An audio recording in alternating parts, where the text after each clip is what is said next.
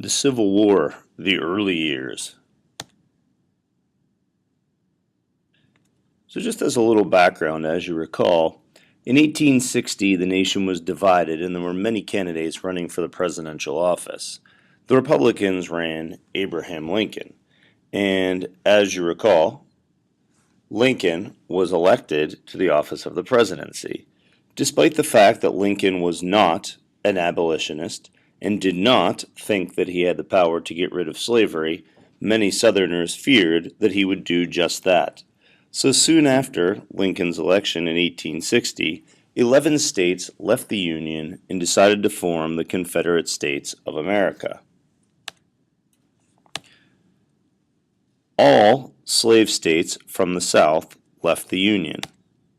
Those included the states of Texas, Louisiana, Mississippi, Alabama, Georgia, Florida, South Carolina, North Carolina, Tennessee, Arkansas, and Virginia.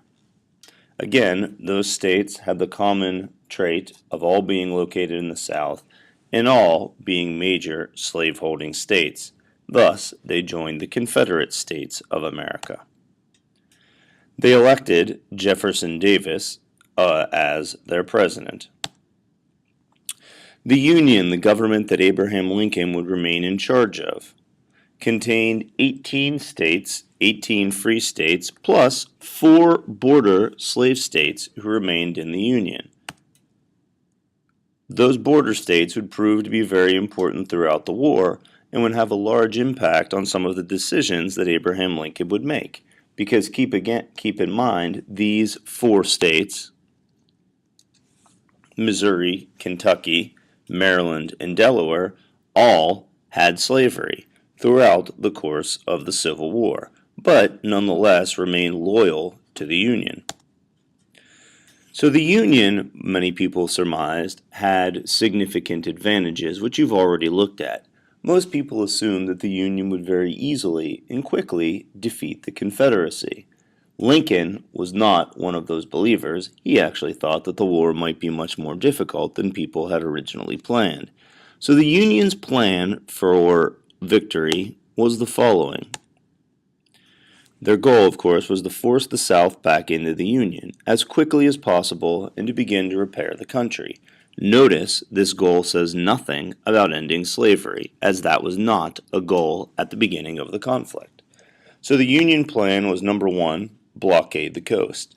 As you've already seen, the Union had significant military advantages, including a superior navy, and as such, they believed that using their navy to blockade the coast could begin to cut the South off from vital supplies and trade that it required. Secondly, seize Richmond. Richmond was the capital of the Confederacy. It was 90 miles from Washington, D.C., and in addition to that, it was one of the few industrial cities that really mattered in the South. And lastly, control the Mississippi River. The Mississippi River, for a long time, as we already know, had been a major highway of trade along the western frontier. If the United States or Union government could control that, it would cut the Confederacy into pieces and make it very difficult for the Confederates to trade or really even communicate as an effective country. In charge of the Union was, of course, Abraham Lincoln. Now we know Lincoln was elected in 1860. By many, he was considered to be very inexperienced. Unlike many of the other people in the government, he had never specifically served in the military, had no specific military knowledge, yet he would be very involved in the decisions made by the Union and their leadership. And at the beginning of the war, Lincoln would choose a man named George B. McClellan as his primary general. McClellan's job was to initiate the plan that had been come up with by General Hancock, known as the Anaconda Plan. That is what we had previously spoken of. McClellan was a great general in terms of preparing his soldiers to fight. his men loved him, but, as Lincoln would later determine, he was very cautious. He was slow to move his men into battle, and as a result, early on in the war, as we will soon see, the Union lost numerous opportunities to crush the South. And McClellan, some might say, was sympathetic to the Southern cause. He did not want to destroy the South, just make them return to the Union. As such, he was unwilling at this time to use all of the power of the United States military against the Confederates. The Confederate Plan was a little different. Much like the Americans during the Revolutionary War, they didn't really have to win the war, they simply had to survive. So to do that, they were going to fight a defensive war. To do this, much like George Washington, they would need to pick ideal locations for the battles to take place. Move around frequently because, again, they were smaller in number and smaller in weapon and supplies. And simply live to fight another day. Every day the Confederate Army survived was another day that the Confederacy survived, which was another day as far as Robert E. Lee and Jefferson Davis and others felt that they were winning. And lastly, get international help.